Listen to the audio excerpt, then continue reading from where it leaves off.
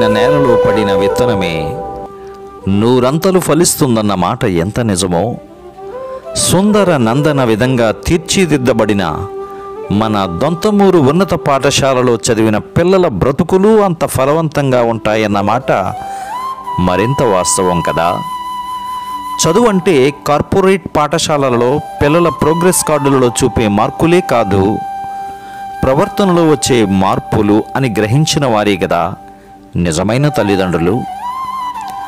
ఆటోలకు బస్సులకు వేలాడదీయబడి కిక్కిరిసిన ఇరుకు గదుల్లో చిక్కి చివికిపోయిన ఓ బాల్యమా, ఇదిగో అడ్మిషన్లు జరుగుచున్నాయి, రా మన దొంతమూరు ఉన్నత పాఠశాలలో ఒక్కరోజైనా చదువు, రెక్కలు విచ్చుకుని స్వేచ్ఛగా విద్యా వినీలాకాశంలో ఎగిరి చూడు, నీ బాల్యం ఎంత రమ్యంగా ఉంటుందో ఇప్పటి వరకు నీవు ఏం కోల్పోయావో తెలుస్తుంది.